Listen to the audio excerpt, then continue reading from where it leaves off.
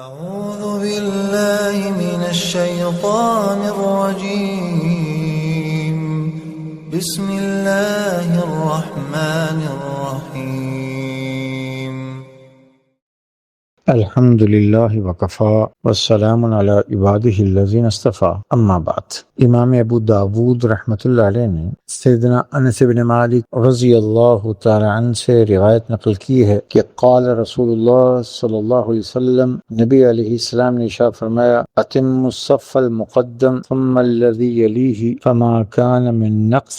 فلیکن فی الصف المؤخر۔ آپ نے فرمایا کہ لوگوں پہلے اگلی صف پوری کیا کرو، پھر اس کے بعد والی جو اس کے قریب ترین ہو، تاکہ جو کمی اور نقص رہ جائے وہ آخری ہی صف میں رہے، پہلے کی صفیں مکمل صفوف ہو۔ نبی علیہ السلام کی تعلیمات صف بندی کے اعتبار سے ہم نے بیان کی اور سلسلہ شروع کیا تھا، تو اس حدیث میں نبی علیہ السلام نے صف بندی کی ایک اور تعلیم، صف بندی سے متعلق ایک اور تعلیم امت کو مرحمت فرمائی کہ جب جماعت سے نماز پڑھنے لگو تو پہلے آگے والی صف پوری کر لو، جب وہ مکمل ہو جائے تو اس کے بعد پچھلی صف میں کھڑے ہوں، اور جب تک اگلی صف میں جگہ باقی رہے اور خلا باقی رہے، کہ نبی علیہ السلام کی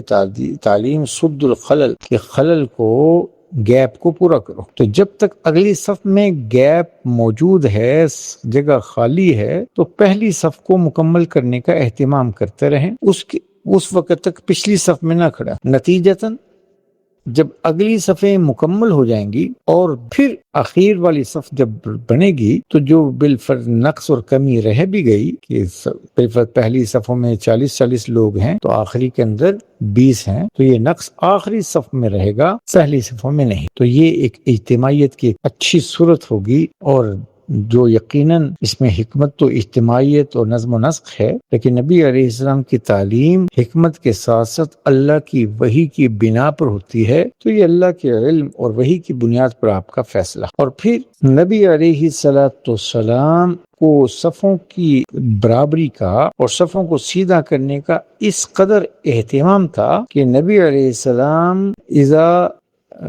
کان رسول اللہ صلی اللہ علیہ وسلم یسوی صفوفنا، سیدنا نعمان ابن بشیر کہتے ہیں کہ آپ علیہ السلام ہماری صفوں کو براہ راست، یہ آپ علیہ السلام نماز پڑھانے کے لیے جب کھڑے ہوتے تو پہلے ہماری صفوں کو برابر فرماتے، اذا قمنا الی الصلاۃ، جب ہم نماز کے لیے کھڑے ہوتے، فاذا استوینا، جب ہماری صفیں برابر ہو جاتی اور آپ کو برابری محسوس ہوتی، کبرا، پھر آپ تکبیر کہتے۔ تو لہذا صفوں کی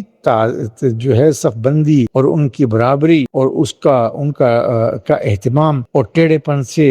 ان صفوں کا خالی ہونا، یہ سب نبی علیہ السلام کی تعلیم ہے۔ اس سے مسلمانوں کی اجتماعیت معلوم ہوتی ہے۔ اور پھر آپ علیہ السلام کا حکم یہ بھی